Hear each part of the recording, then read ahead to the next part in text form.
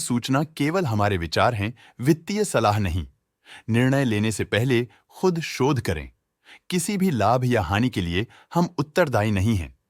आज हम देख रहे हैं सनाटा सॉफ्टवेयर लिमिटेड के 2024-25 Q4 की standalone financial performance. Starting with the sales, पिछले क्वार्टर से सेल्स में 10% का इंक्रीज हुआ है, मगर कंपनी ने पिछले साल के मुकाबले 14% का सेल्स इंक्रीज रिपोर्ट किया। Expenses 2% quarter on quarter increase हो गए हैं, जो साल भर के 13.5% के राइज के साथ अलाइन करता है। क्वार्टरली एक्सपेंसेस के कंपैरिजन में सेल्स इंक्रीज होना दिखाता है कंपनी ने अच्छा परफॉर्म किया। ईयरली कंपैरिजन दिखाता है कि कंपनी ने इस साल अपनी परफॉर्मेंस में सुधार किया है। ऑपरेटिंग प्रॉफिट, जो पिछले साल के कंपैरिजन में 22% अप हुआ है, क्वार्टर ऑन क्वार्टर अराउंड लगभग 3.5 गुना इंक्रीज हुआ है। Operating profit margin OPM annual basis पे 0.5% से इंक्रीज हुआ है और पिछले क्वार्टर के कंपैरिजन में 7% से इंक्रीज हुआ है। एक्सेप्शनल आइटम्स को ऐड करके अदर इनकम पिछले क्वार्टर के कंपैरिजन में -34% गिर गई, बावजूद इसकी ईयरली डिक्लाइन -86% हुई है। इंटरेस्ट एक्सपेंसेस पिछले क्वार्टर से -24.5% डाउन हुआ, लेकिन ईयर ओवर ईयर डिक्रीज -23.5% हुआ है। डिप्रिशिएशन कॉस्ट्स में क्वार्टरली -2.5% का डिक्लाइन देखने को मिला और ईयरली बेसिस में -4% का डिक्रीज देखा गया। Profit before tax annually -57.5% decrease हुआ, लेकिन प्रोसीडिंग क्वार्टर से लगभग 2 गुना बढ़ा है। इस साल कंपनी ने 10% टैक्स पे किया और क्वार्टरली कंपनी ने 26.5% टैक्स पे किया है। नेट प्रॉफिट ने ईयर ऑन ईयर -65% का डिक्लाइन दिखाया, लेकिन लास्ट क्वार्टर से लगभग 2 गुना का इंक्रीज हुआ है। इस क्वार्टर में कंपनी का परफॉर्मेंस काफी अच्छा रहा। वहीं अगर एनुअल एनालिसिस की बात करें तो साल के दौरान कंपनी का परफॉर्मेंस अच्छा नहीं रहा। नेगेटिव नेट प्रॉफिट का मतलब है कि कंपनी प्रॉफिट के कंपैरिजन में नुकसान उठा रही है। अर्निंग्स पर शेयर EPS में ईयरली -65% का डिक्रीज देखा गया। साथ ही क्वार्टरली में EPS की अप्रॉक्स 3 गुना की बढ़ोतरी हुई, जो कंपनी की प्रभावशाली परफॉर्मेंस को दिखाता है। इस क्वार्टर में कंपनी का EPS काफी अच्छा रहा। सनाटा सॉफ्टवेयर लिमिटेड के फाइनेंशियल स्नैपशॉट को रिव्यू करते हुए कुछ मुख्य ट्रेंड्स सामने आए हैं, जो कंपनी की परफॉर्मेंस पे रोशनी डालते हैं। मार्च 2022 से मार्च 2025 तक सनाटा सॉफ्टवेयर लिमिटेड की फाइनेंशियल जर्नी में सबसे पहले बात करते हैं सेल्स की। इस साल सेल्स में 4% की वृद्धि हुई है और पिछले 4 सालों में 31% की वृद्धि हुई है, जो एक निरंतर अपवर्ड ट्रेंड को दर्शाता है। पिछले 3 साल से सेल्स लगातार बढ़ती जा रही है, जो मार्केट एक्सपेंशन और कंज्यूमर डिमांड में वृद्धि को दर्शाता है। अब बात करते हैं एक्सपेंसेस की। इस साल एक्सपेंसेस 4.5% बढ़े हैं और 4 सालों में 49% का इजाफा हुआ है। इस साल हालांकि एक्सपेंसेस सेल्स से थोड़ा ज्यादा बढ़े हैं, मगर ग्रोथ रेट्स का करीब होना स्टेडी ऑपरेशनल कॉस्ट को दर्शाता है। इस साल ऑपरेटिंग प्रॉफिट में 3.5% की बढ़ोतरी हुई और पिछले 4 सालों में -48% की गिरावट हुई है। लगातार 2 साल की गिरावट के बाद इस साल ऑपरेटिंग प्रॉफिट बढ़ा है, जो ऑपरेशनल रणनीतियों में सुधार को दर्शाता है।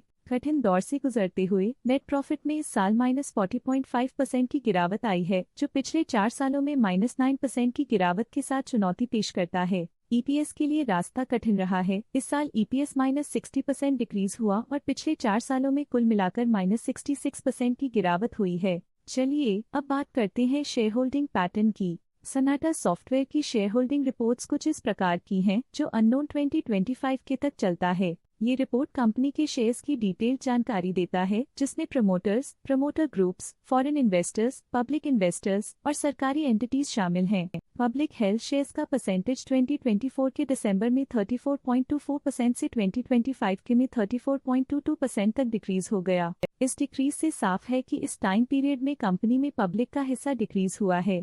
जब कंपनी के शेयर्स का अधिकतम हिस्सा प्रमोटर्स, FII, DII या गवर्नमेंट के पास होता है, तब ये माना जाता है कि कंपनी मजबूत हाथों में है, जो स्थिरता और मजबूत समर्थन को दर्शाता है और इस मार्केट की स्थिरता बनी रहती है। DII, डोमेस्टिक इंस्टीट्यूशनल इन्वेस्टर्स, ने अपना शेयर होल्डिंग दिसंबर 2024 में 24.3% से 2025 में 25.85% तक इंक्रीज किया।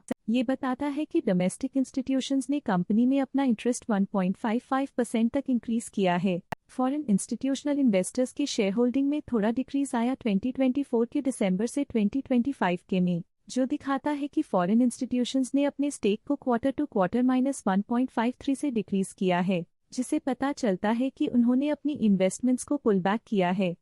ये था कंपनी का करंट शेयर होल्डिंग पैटर्न। इस सेगमेंट में हम आपको ले चलते हैं इस क्वार्टर के कुछ विशेष प्रमोटर डील्स की ओर। 23 अप्रैल 2025 को श्रीकर रेड्डी ने 53,300 शेयर्स अपने पोर्टफोलियो में शामिल किए 77.27 रुपीस पर यूनिट के हिसाब से, जिसका टोटल था 41.2 लाख। 17 अप्रैल 2025 को समीर धीर ने 44,000 शेयर्स अपने पोर्टफोलियो में शामिल किए 294.55 रुपीस पर यूनिट के हिसाब से, जिसका टोटल था 1.3 करोड़।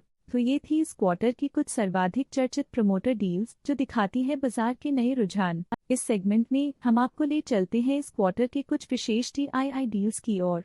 5 मई 2025 को आक्राया रिसर्च LLP ने 14.5 लाख शेयर्स खरीदे 430.11 रुपीस पर यूनिट के हिसाब से, जिसका टोटल था 62.4 करोड़।